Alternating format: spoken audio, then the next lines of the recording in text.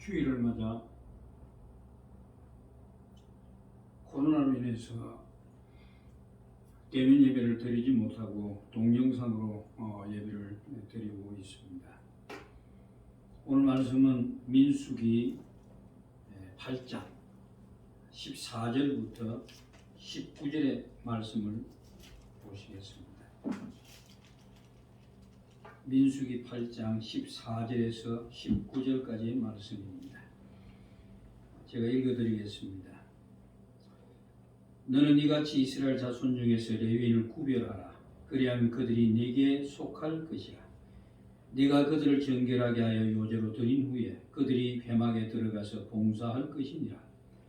그들은 이스라엘 자손 중에서 내게 온전히 드림받은 자라. 이스라엘 자손 중 모든 초태생 곧 모든 처음 태어난 자 대신 내가 그들을 취하였나니 이스라엘 자손 중에 처음 태어난 것은 사람이든지 짐승이든지 다 내게 속하였으므로 내가 애굽 땅에서 모든 처음 태어난 자를 치던 날에 그들을 내게 구별하였습니다. 이러므로 내가 이스라엘 자손 중 모든 처음 태어난 자 대신 레위인을 취하였느니라. 내가 이스라엘 자손 중에서 레위인을 취하여 그들을 아론과 그의 아들들에게 주어 그들로 회막에서 이스라엘 자손을 대신하여 봉사하게 하며 또 이스라엘 자손을 위하여 속죄하게 하였나니 이는 이스라엘 자손이 성소에 가까이 할 때에 그들 중에 재앙이 없게 하려 하였음이니라. 아멘. 잠시 기도하겠습니다. 하나님께서 우리의 무지함을 생명의 말씀으로 깨닫게 하여 주셔서 우리를 누르고 있는 흑암의 세력들을 물리쳐 주시고 생명의 빛을 보며 우리에게 베푸신 하나님의 은혜를 다시 생각나게 하여 주셔서 우리의 삶이 변하고 하나님의 뜻을 분별하며 하나님의 거룩한 부름을 받은 자로 부끄럽지 않게 살게 하여 주옵소서. 말씀을 전하는 자의 무지함을 주께서 아시오매 오늘도 주의 성령께서 입술을 지켜주시고 마음을 주장하여 주심으로 말씀을 대언할 수 있도록 은혜 베풀어 주옵소서. 예수님 거룩하신 이름으로 기도하옵나이다. 아멘. 요즘 우리는 코로나로 많은 어려움을 당하고 있습니다. 이 코로나의 일로 인해서 정부에서 많은 교회들의 예배를 관여하고 힘들게 하고 있는 것은 사실입니다. 그러다 보니까 어떤 목사님들은 이걸 종교 탄압이다 라고 주장하면서 맞서 싸우려고 그렇게 하고 있지요. 그러나 여러분, 우리가 이 괴질, 이 전염병을 좀 깊이 한번 생각해 보아야 합니다. 왜 그런가 하면은 사무엘하 마지막 장 24장에 보시면은 다윗이 교만에 빠져서 이스라엘 백성들을 인구수를 조사하게 하지요. 그래서 하나님이 진노해서 그에게 벌을 내리시는데 그 중에 전염병을 그들에게 주시지요. 그 전염병으로 인해서 이스라엘 백성들이 죽어나갑니다. 그때 다윗이 기도할 때 아무런 죄 없는 백성들을 자기 때문에 죽음으로 몰았던 것을 회개합니다. 그리고 그들이 그러자 하나님께서 그들에게 전염병을 거두어 가셨지요. 이런 일들을 우리가 생각해 보신다면 이걸 세상적인 시각에서 볼 것이 아니고 그 전염병을 통해서 오늘 우리 교회의 현실을 되돌아봐야 하는 것이 아닌가 그런 생각이 듭니다. 그리고 오늘 이 말씀을 전하는 내용도 그렇습니다. 이런 어려움이 처할수록 우리의 신자로서의 정체성을 찾아야 합니다. 그저 세상에서 우리가 하나님의 자녀로 부름을 받았으니까 그냥 교회 다니고 그냥 신앙생활하면 다 끝나는 것이 아닙니다. 우리는 하나님으로부터 은혜를 받은 자요 예수 그리스도의 생명으로 우리의 값주고 사신 처음 난 자입니다. 그래서 오늘 제목이 처음 난 자라는 제목으로 말씀을 드리려고 합니다.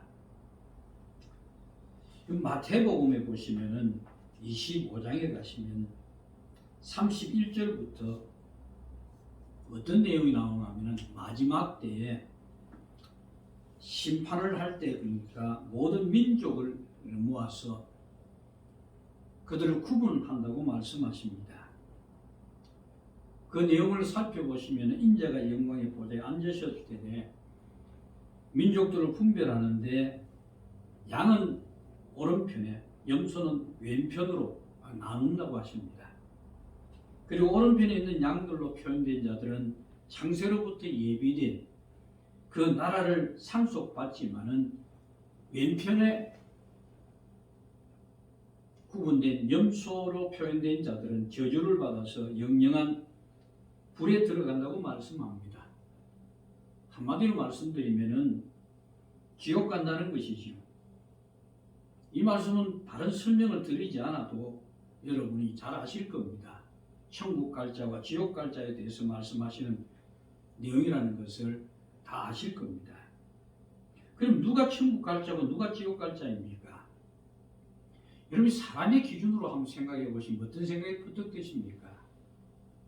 당연히 교회 충성한 자, 열심히 봉사한 자, 또는 뭐 착한 일을 많이 하고 기도 많이 하고 뭐 성경을 많이 보고 헌신한 그런 사람들이 천국 갈 것이라고 그렇게 생각을 하실 겁니다. 반면에 지옥 갈 자는 어떤 사람으로 생각하십니까? 당연히 우리는 그럽니다. 하나님 믿지 않는 자들이라고 말씀합니다. 하지만 여러분, 성경은 믿지 않는 자들에게 주신 것이 아니라 믿는 자들에게 주신 책이라는 사실을 잊지 마십시오. 그래서 마태복음 25장에 나오는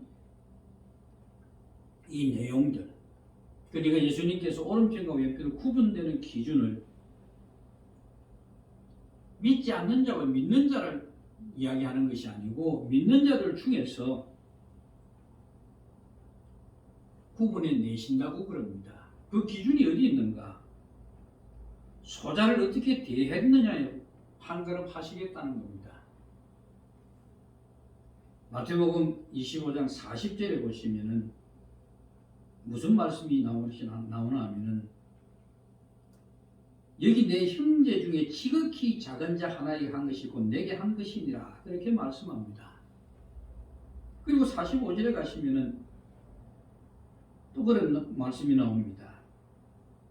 이 지극히 작은 자 하나에게 하지 아니한 것이 곧 내게 하지 아니한 것이니라 이런 말씀을 하십니다. 이 말씀을 놓고 보면은 예수님 자신을 지극히 작은 자들과 동일선상에 놓고 있다는 것을 알 수 있습니다. 다시 설명을 드리자면은 예수님이 작은 자로 변장을 해서 이 땅에 다시 오셨다는 것이 아니라 여러분의 도움이 필요한 지극히 작은 자가 주님의 모습을 담은 계시의 역할을 하고 있다는 그런 말씀입니다. 그럼 성경이 말하고 있는 지극히 작은 자는 어떤 자를 말씀할까요? 마태복음 25장 35절 36절을 보시면은 아주 설명을 잘하고 있습니다. 내가 줄일 때 너희가 먹을 것을 주었고 목마를 때 마시게 하였고 나그네 되었을 때 영접하였고 헐벗을 때에 옷을 입히고 병들었을 때에 돌아보았고 옥에 갇혔을 때에 와서 보았느니라. 결국은 이들이 어떤 자들을 이야기합니까? 다른 사람의 도움이 필요한 그런 사람들입니다. 그런 자들을 지극히 작은 자로 이야기합니다. 그 속에 주님의 모습을 담고 있다는 이야기입니다. 계시의 역할을 하고 있기 때문입니다. 그 이들을 세워서 주님이 천국 갈 자와 지옥 갈 자를 판가름 하시겠다는 겁니다. 결국 이 그림이 우리에게 말해주고 있는 것은 누가 진심으로 주님의 십자가의 은혜와 하나님의 사랑을 아는가라는 것이 바로 그들의 행동을 통해서 드러난다는 이야기입니다. 그래서 그걸로 판단하시겠다는 겁니다. 줄이고 목마르고 병들고 나그네 되고 옥에 갇힌 모습은 한마디로 다른 사람의 도움이 참 간절한 그런 사람들 아닙니까? 그래서 지극히 작은 자는 구약 성경에도 등장하지만은 도움이 필요한 자들을 말합니다. 그걸 약자라고 그럽니다. 어떤 자들입니까? 과부요, 고아요, 나그네들입니다. 이들이 힘들고 어려울 때 하나님의 은혜를 목마르게 구할 것이고 하나님께 도와줄 것을 호소하면서 살아가는 자들이지요. 그러므로 이 약자를 선대하는 것은 다른 것이 아니라 자신도 하나님의 은혜를 받은 자임을 알고 있는 자라는 이야기입니다. 그러니까 자신도 약자로서 하나님의 은혜로 사는 자이기에 그들 또한 하나님께서 보내신 자로 받아들인다는 그런 이야기가 됩니다. 예수님이 이 땅에 오셨을 때 왕으로 오신 분이 아닙니다. 약자로 오셨습니다. 그리고 약자의 모습으로 죽으셨습니다. 그럼 우리 주변에 있는 약자들, 지극히 작은 자라는 것은 예수님의 모습을 담고 있는 계시의 역할을 하고 있는 자들이기에 그 약자를 대하는 것이 주님을 대하는 것이 되는 거란 말입니다. 우리 한국 교회는 이런 점에서 참 잘하고 있습니다. 아프리카 그 외지에 그들 그 깊은 아프리카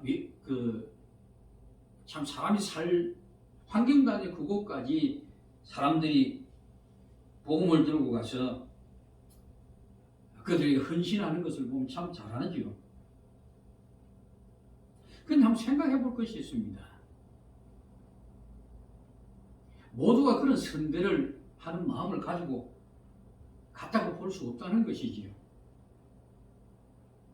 왜냐하면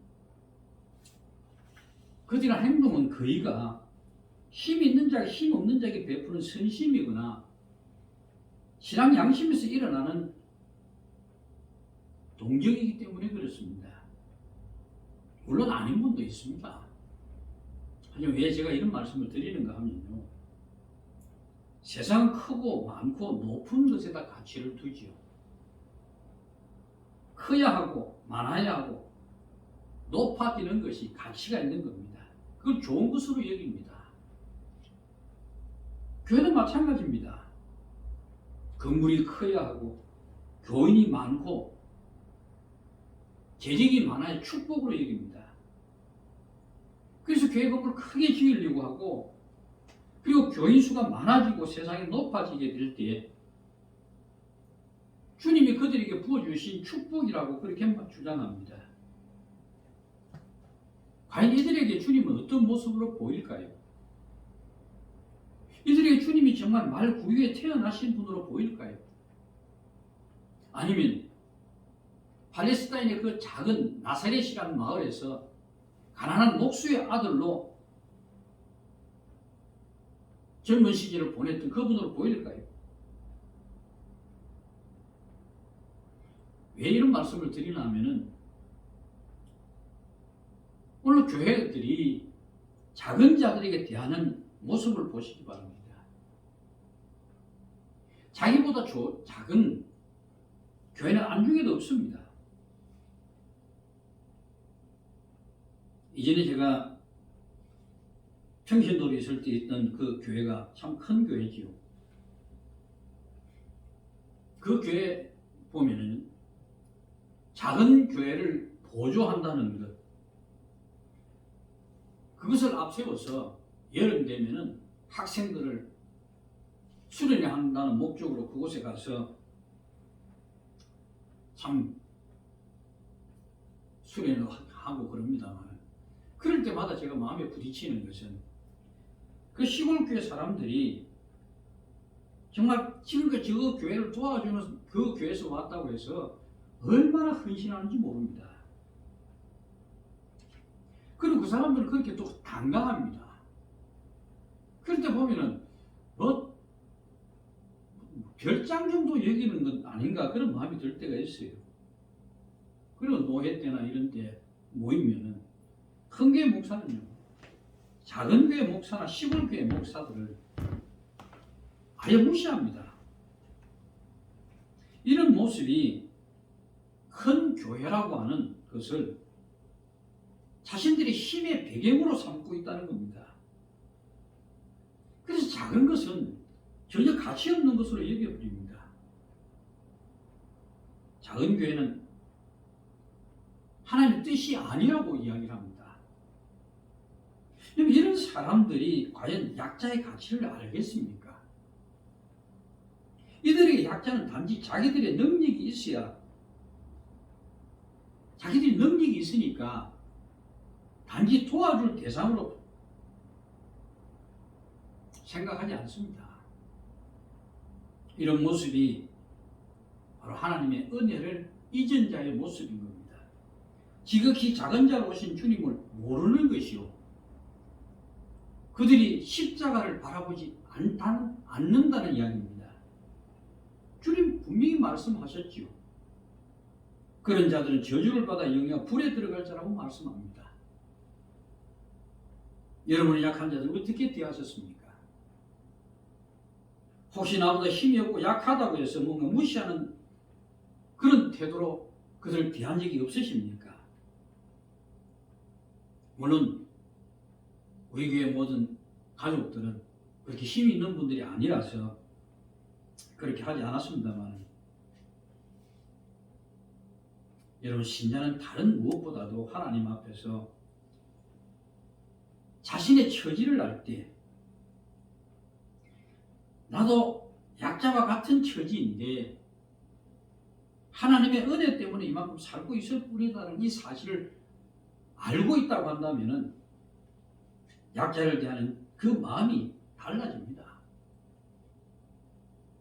사람은요, 뭐든지 의무를 생각하면요, 남을 도우고 교회 봉사하는 것을 의무라고 생각하면은 가식이 나오고 억지가 나오게 되어 있습니다.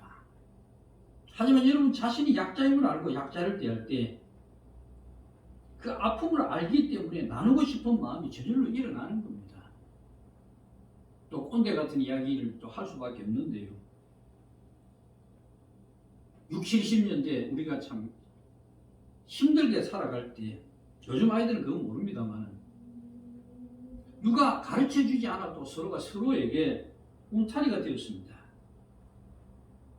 그럴 수 있었던 것은 서로가 같은 처지였기 때문에 그런 것 아닙니까?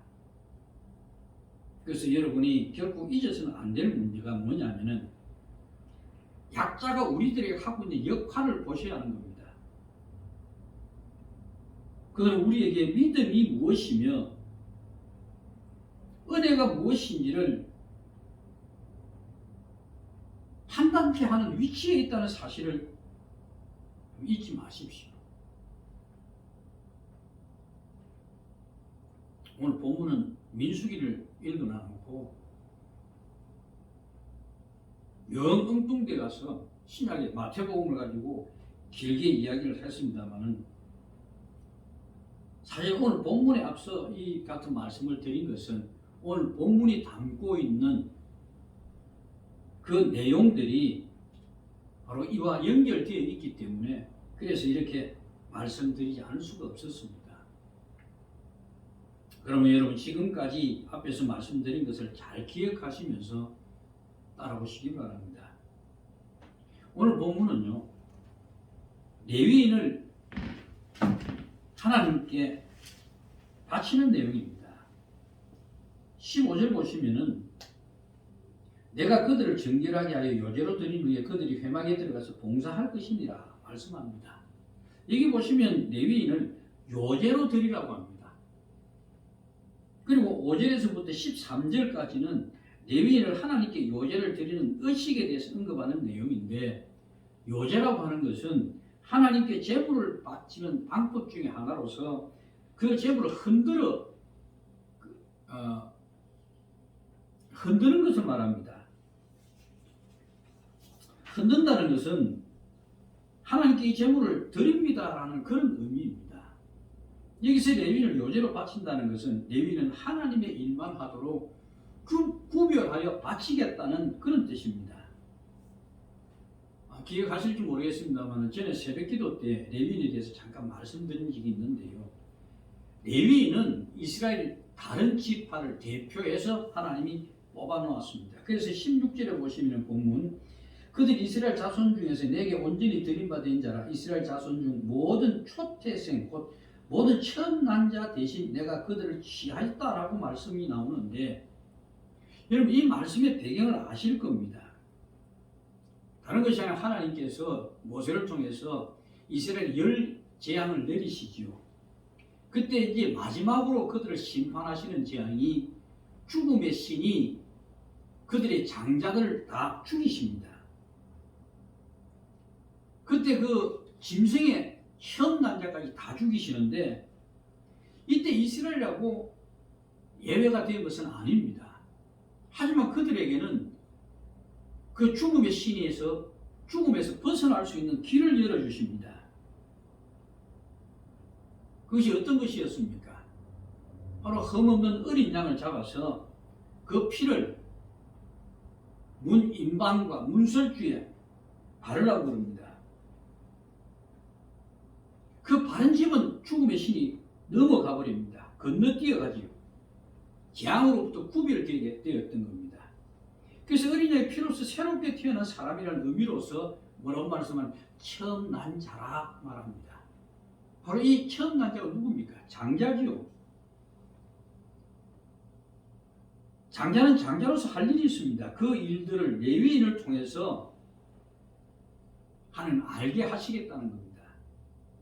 왜냐하면 레위인이 죽음에서 건짐을 받은 초태생, 곧 장자의 역할을 대신하기 때문에 뽑혔단 말입니다. 그래서 하나님은 레위인을 통해서 이스라엘이 세상을 어떻게 살아가야 할 것인가를 가르치고자 하신 겁니다. 그래서 처음 난자는 하나님의 장자로서 하나님이 하시고자 하시는 일들을 이 세상을 향해 보여줄 수 있는 사람들을 뜻합니다. 바로 여러분 신자들입니다. 이 때문에 장자는 하나님의 뜻이 무엇인지를 알아야 하고 뿐만 아니라 그 뜻을 실행하는 자로 세상을 살아야 합니다. 그 하나님의 뜻이 무엇인가는 레위인이 회막 봉사를 통해서 계속 보여주었던 겁니다. 무엇을 통해서요? 제사를 통해서. 그 제사는 이스라엘 백성에게 무엇을 보여주었습니까? 그들이 하나님의 은혜로 살아났다는 거예요. 그리고 그들이 지금 살고 있는 것도 하나님의 은혜로 인해서 사는 것이라. 그리고 결국 하나님의 은혜를 아는 자로 하나님을 증명하고 살아가는 자. 바로 레위인을 통해서 이스라엘이 가르치고자 하신 것이 바로 그 내용입니다. 여러분 한 가지 질문을 해보겠습니다. 여러분 대한민국 땅을 어디라 생각하십니까? 교회입니까? 이스라엘입니까? 아닙니다. 대한민국 땅이나 세상은 바로 소돔과 고모라입니다. 이곳이 애굽입니다. 그러니까 심판대에 멸망을 받아야 할 그런 장소입니다. 그런데 그 속에서 어린 양의 희생으로 인해 처음 난 자가 있습니다. 누굽니까? 바로 신자인 우리들입니다. 이게 어떻게 태어났습니까? 멸망의 자리에서 죽어야 할 우리를 하나님은 자신의 아들을 대신 희생시키시고 우리를 건져내셨습니다. 살려주신 겁니다. 그리고 우리는 그 하나님의 그 놀라운 일을 아는 자로 새롭게 태어난 자들이란 말입니다. 바로 이 하나님의 은혜를 잘 아는 자가 초태생이요 장자입니다. 하지만 사람은요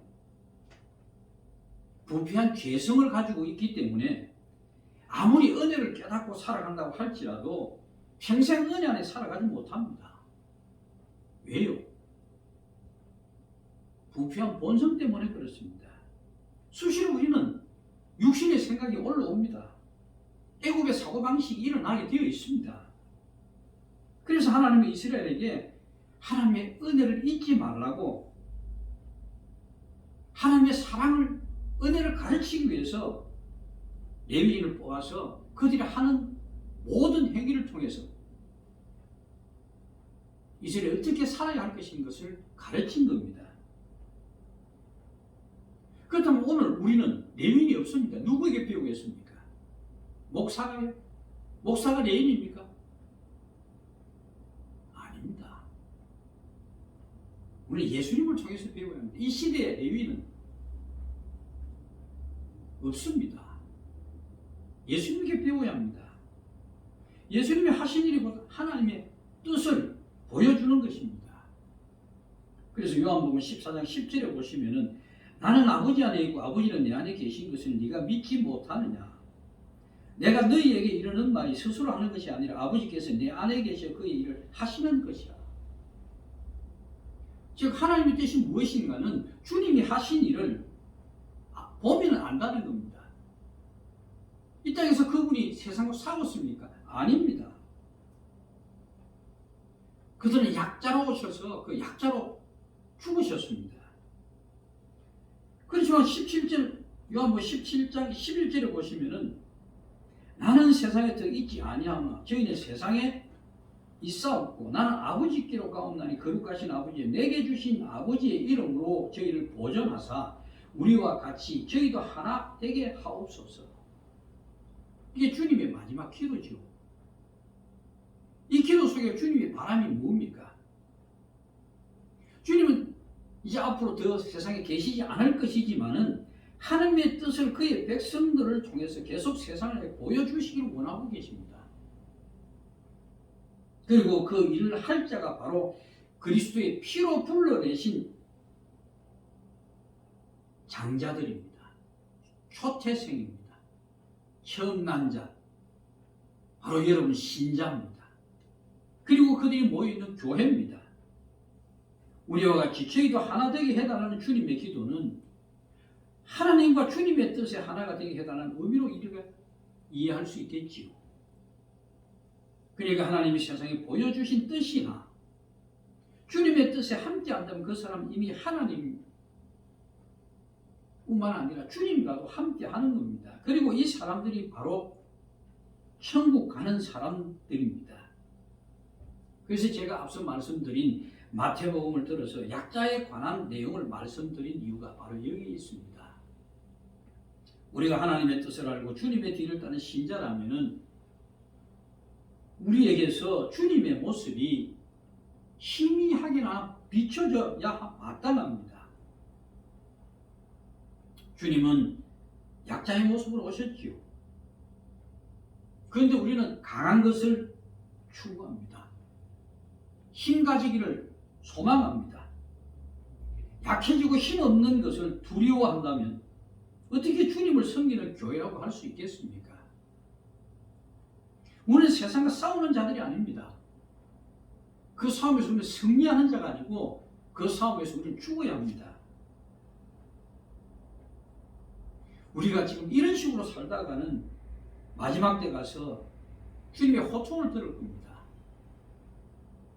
저주를 받은 자들아 나를 떠나 마귀와 그 사자들을 위하여 예비된 영영한 불에 들어가라. 이건 두렵지 않습니까?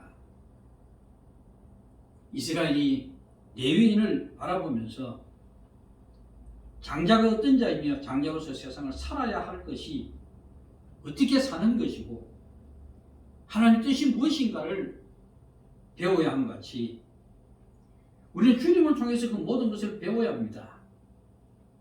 주님을 통해서 하나님의 은혜를 깊이 깨닫게 되신다면은 여러분 분명히 주님이 말씀하신 세상 것, 우리 생존을 위해서 염려하는 것, 무엇을 먹을까, 무엇을 마실까, 무엇을 입을까 염려하지 말라는 이 말씀이 여러분에게 평강을 줄 것이고 하늘에 감격을 여러분 누릴 수 있을 겁니다. 그럴 때 비로소 여러분 눈에 지극히 작은 자들이 보일 것이고 여러분이 교회에서 해야 할 일들을 찾을 수 있을 겁니다. 그러므로 레위인이 요제로 하나님께 바쳐진 것 같이 여러분 모두가 하나님께 바쳐진 자로 살아야 합니다. 저와 여러분은 레위인의 직무를 위하여 부름을 받은 자들입니다. 세상에 하나님을 보여주라고 부름을 받은 자들이란 말입니다. 그럼 여러분 무슨 거창한 일을 생각하시는가 그 이해가 염려되는데 우리의 거창한 일을 요구하지 않습니다. 큰 교회를 지어라든지 뭐 헌신해서 선교사로 나가라든지 그런 이야기가 아닙니다. 하나님의 은혜를 받은 자로 살라는 겁니다.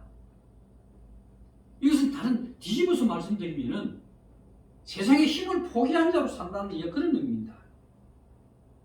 세상의 힘을 포기했다는 것은 뭡니까? 세상과 같은 가치관으로 살지 않겠다는 겁니다. 그리고 자신이 약자임을 알고 하나님의 은혜를 구하는 자로 설 수 있는 겁니다. 자신이 약자임을 아는 자들은 하나님 앞에 은혜를 구하는 자가 될 수밖에 없습니다. 그리고 지금까지 살아온 것이 하나님의 은혜 때문인 것을 알기 때문에 내 주변에 있는 약자들을 바라볼 때 자기를 자랑하거나 그가 내보다 못하다고 무시할 수 없는 겁니다. 이것이 바로 은혜를 받은 자로서 살아가는 모습이고 그 은혜를 간직한 자들이 모이는 곳이 교회입니다. 여러분 교회 와서 자기의 관심을 두지 않는 것을 배워야 합니다. 어떻게 하면 교회에 도움이 되고 우리라고 하는 공동체에서 하나님의 뜻 안에서 하나가 된 지체들에게 유익이 될 것인가 그걸 먼저 생각하시란 말입니다. 여러분 그렇게 사신다면 교회가 내 마음에 들지 않는다고 해서 아니면 내 기분에 안 좋다고 해서 교회를 안 나오는 그런 일은 없을 겁니다. 분명히 잊지 마시기 바랍니다. 장자는 하나님의 일을 위해서 태어난 새롭게 태어난 자들이라는 사실을 말입니다. 그리고 그 장자가 다른 사람이 아닌 바로 여러분과 나란 말입니다. 바로 여러분이 초태생이고 바로 여러분이 장자란 말입니다. 이것을 여러분 분명히 기억하신다면 여러분이 가야 할 길은 세상이 아니라 주님이 가신 길이요. 바로 그 길이 하나뿐임을 여러분 기억하시기 바랍니다. 여러분 그 길은 넓은 길이 아닙니다. 사람들이 잘 가지 않는 좁은 길입니다. 주님이 좁은 길이라고 했던 것은 그 길은 하나님의 은혜가 아니면 갈 수 없는 길이기 때문에 좁은 길이라고 하는 겁니다. 여러분 분명히 말씀드리지만 여러분은 하나님을 세상에 증거하는 자로 부름을 받았다는 이 사실을 잊지 마시고 그 길이 결코 넓은 길이 아니라는 것을 기억하시면서 오직 하나님의 은혜 앞에 살아가는 분들 되시기를 축원합니다.